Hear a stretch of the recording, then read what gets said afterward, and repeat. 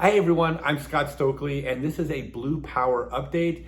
Blue Power is the organization I created where I teach adaptive disc golf all over the country, and all of my prize money at tournaments, well, for the past year anyway, is donated directly to special needs organizations. And if you're interested in being part of Team Blue Power, click the link below for a video. All right, so it's been a couple weeks. I withdrew from a couple tournaments to work on putting issues and a couple other things, but the last Blue Power event, or Blue Power anything, since my last update was the Music City Open. So right off the bat, I cashed at the event. I think I won $197, and I have an anonymous donor matching my donations. So $400 went to the Tennessee School for the Blind. $400 may not be a lot of money to a large national organization, but when you're talking about an assisted living community or an adaptive learning school or a school for the blind, any amount of money matters to these small organizations. So really proud of that, $400 to a great organization. Also, before the event, I was scheduled to teach an Blue Power adaptive disc golf class at the school. And a number of pros volunteered to come out and help. Chandler Fry, Connor O'Reilly, Missy Gannon, Chandler Kramer, Blair Orn from Iceland, and Knut Holland from Norway all agreed to come out. And the school had a pipe break or some kind of water issue, and they canceled the event, and the kids were disappointed. Everybody was bummed out.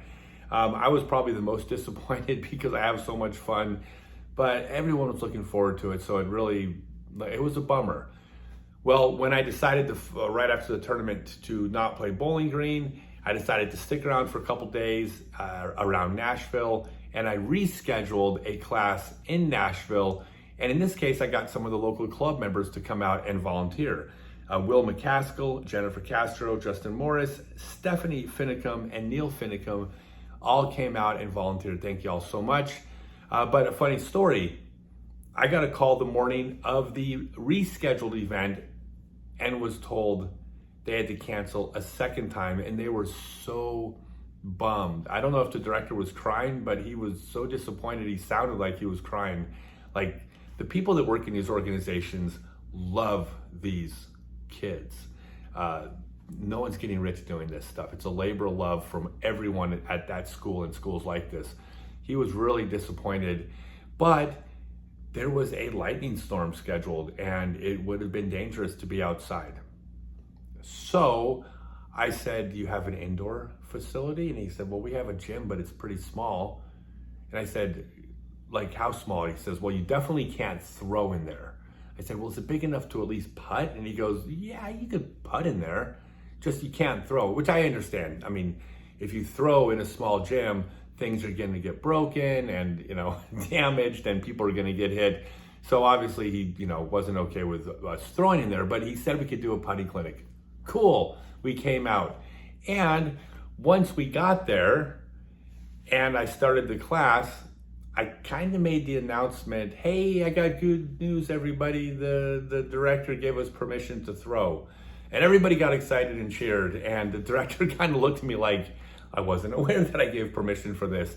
But yeah, it's kind of what you get when you bring me out to your event. I'm going to make my own calls because it's going to be fun for the kids. I also know the way I teach and the way I teach throwing techniques, that we could do this safely, and we did. Like, I knew that I could pull it off. They just didn't know. So we had a great time. All the kids did great. One person did get hit, but they didn't complain. So, no problems. It was perfect. Raised a bunch of money. At the next two events, I wasn't competing, and I'm now in Jonesboro, Arkansas. And at this event, 100% of my prize money is being donated to the Learning Center. It's a local organization here. And if I don't cash, that's where Team Blue Power steps in. I will be making a donation of $25 for every stroke I miss cash by, up to 5 strokes, capping it at 5. So $125 max from me if I don't cash.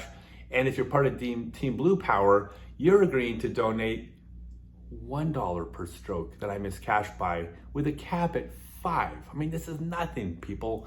Maximum you could ever spend is $5. And actually, I've cashed at 2/3 of my events.